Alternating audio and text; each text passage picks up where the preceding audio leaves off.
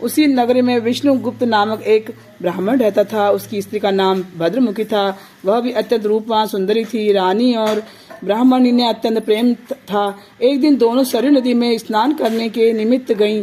वहां उन्होंने देखा कि अन्य बहुत सी स्त्रियां सरयू नदी में स्नान करके निर्मल वस्त्र पहनकर एक मंडप में श्री शंकर एवं पार्वती की मूर्ति स्थापित करके उनकी पूजा कर रही थी।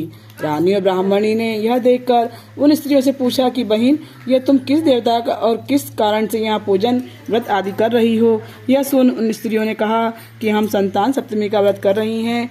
हम अपने शिव पार्वती का पूजन चंदन अक्षत आदि से षोडशोपचार विधि से किया है। यह सब इस पुनीत व्रत का विधान है। यह सुनकर रानी और ब्राह्मणी ने भी इस व्रत के करने का मन संकल्प किया और घर वापस लौट आई। ब्राह्मणी भद्रमुखी तो इस व्रत को नियम पूर्वक करती रही, किंतु रानी राजमत के कारण इस व्रत को कभी करती कभी भूल जाती। कुछ समय बाद यह दोनों मर गईं। दोनों जन्मों में रानी और बंदरिया और ब्राह्मणी ने मुर्गी की योनि पाई। इधर ब्राह्मणी मुर्गी की योनि में भी कुछ नहीं भूली और भगवान शंकर तथा पार्वती जी का ध्यान करती रही।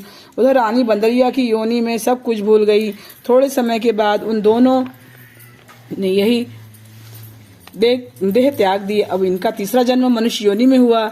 इस ब्राह्मणी ने तो एक ब्राह्मण के यहाँ कन्या के रूप में जन्म लिया तथा ब्राह्मणी ने एक राजा के यहाँ राजकन्या के रूप में जन्म लिया। उस ब्राह्मण कन्या का नाम भूषण देवी रखा गया। तब विवाह योग्य होने पर उसका विवाह गोकुल निवासी अग्निझील नामक ब्राह्मण से कर दिया। भूषण देवी इतनी सुंदर थी कि वह आभूषण रहित होते हुए भी अत्यंत सुंदर लगती थी। जैसे कामदेव की पत्नी रति भी उसके सम्मुख लजाती थी। भूषण देवी के अत्यंत सुंदर व सर्वगुण संपन्न चंद्रमा के समान धर्मवीर कर्मनिष्ठ सुशील स्वभाव वाले 8 पुत्र उत्पन्न हुए। यह शिव के व्रत का पुनीत फल था। दूसरी ओर शिव विमुख रानी के गर्भ से कोई भी पुत्र नहीं हुआ और निसंतान दुखी रहने लगी। रानी और ब्राह्मणी में जो प्रीति पहले जन्म में थी वह अब भी बनी रही। रानी जब वृद्धावस्था को प्राप्त होने लगी तब उसके एक गूंगा व बहरा तथा बुद्धिहीन अल्पवायु वाला एक पुत्र हुआ और वह 9 वर्ष की आयु में क्षणभंगुर संसार को छोड़कर चला गया। और तो अब रानी पुत्र शोक में अत्यंत दुखी हो व्याकुल रहने लगी। देवयोग से भूषण देवी ब्राह्मणी रानी के यहाँ अपने सब पुत्रों को लेकर पहुँचने के लिए स्वयं ब्रह्मा भी नहीं मिटा सकते। रानी कर्मयुक्त भी इसी कारण पहुंची। रानी का हाल सुनकर उसे भी बहुत दुख हुआ, किंतु उसमें किसी का क्या वश, कर्म और प्रारब्ध के लिए लिखे को स्वयं ब्रह्मा भी नहीं मिटा सकते। रानी कर्मच्युत भी थी, इस कारण उसे यह दुख देखना पड़ा। इधर रानी उस ब्राह्मणी के उस वैभव और 8 पुत्रों को देखकर उससे मन ही मन ईर्ष्या करने रखने लगी तथा उसके मन में पाप उत्पन्न हुआ। उस ब्राह्मणी रानी का संताप दूर करने के लिए निमित्त अपने 8 पुत्र रानी के पास छोड़ दिए। रानी ने पाप के वशीभूत होकर उन ब्राह्मण पुत्रों की हत्या करने के विचार से लड्डू में विष जहर मिलाकर उनको भोजन करा दिया, परंतु भगवान शंकर की कृपा से एक भी बालक की मृत्यु नहीं हुई। यह देखकर तो रानी अत्यंत आश्चर्यचकित हो गई और इस रहस्य का पता लगाने की मन में ही ठान ली।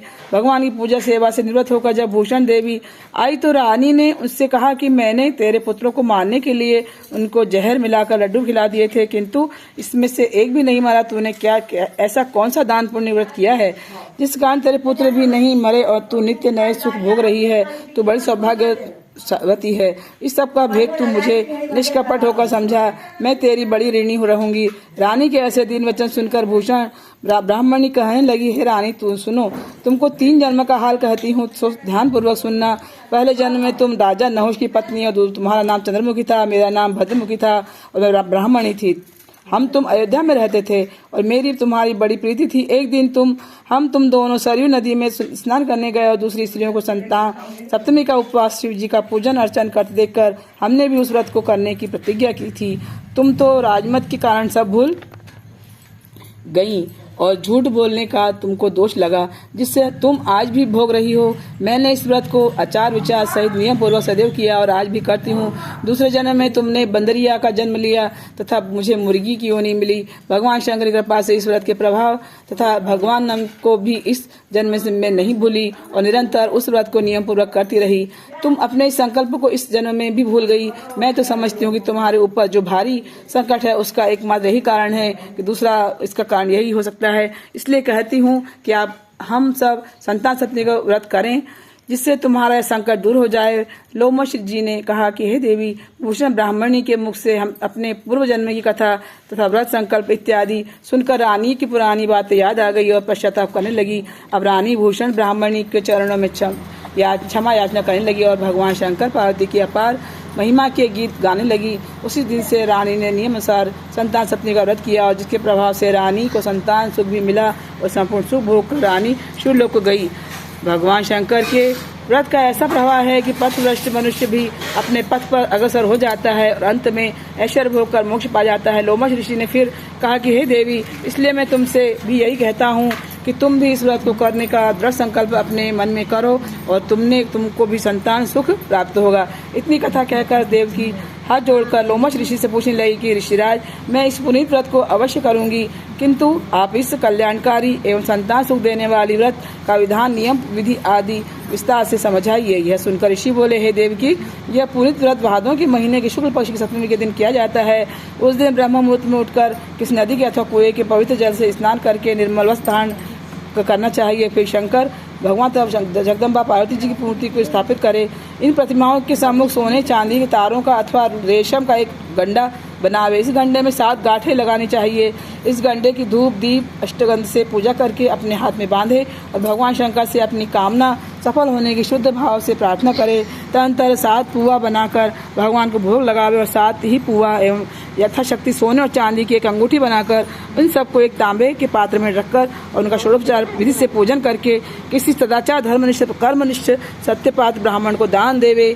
इसके पश्चात 7 पुआ स्वयं प्रसाद में ग्रहण करे। इस प्रकार पारायण करना चाहिए। प्रतिमास की शुक्ल पक्ष की सप्तमी के दिन हे देव की यदि इस व्रत को इस प्रकार नियम पूर्वक करने से समस्त पाप दुष्ट हो जाते हैं, भाग्यशाली संतान उत्पन्न होती है, तो अंत में शिवलोक की प्राप्ति होती है। हे देव की, मैंने तुमको संतान सप्तमी का व्रत संपूर्ण विधान विस्तार सहित वर्णन किया है। उनको अब तुम नियम पूर्वक करो, जिससे तुमको उत्तम संतान प्राप्त होगी। इतना कहकर भगवान आनंद कंद श्री कृष्ण ने धर्मावतार दृष्टि से कहा कि लोमश जी इस प्रकार हमारी माता को शिक्षा देकर चले गए। ऋषि के कथा अनुसार हमारी माता देवकी ने इस प्रकार नियम पूर्वक जिसके प्रभाव से उत्पन्न हुए यह व्रत विशेष रूप से स्त्रियों को तो कल्याणकारी है ही, परंतु पुरुष को भी समान रूप से कल्याणकारक है। संतान सुख देने वाला, पापों को नाश करने वाला यह उत्तम व्रत है, जिससे स्वयं भी करें तथा दूसरों से भी करावें। नियम पूर्वक जो इस व्रत को करता है, भगवान शंकर इस एवं पार्वती जी सच्चे मन से आराधना करता है, वह निश्चय ही अमर यश प्राप्त करता है। अंत में श्रीलोक की प्राप्ति होती है। बोलो संतान सप्तमी माता की जय।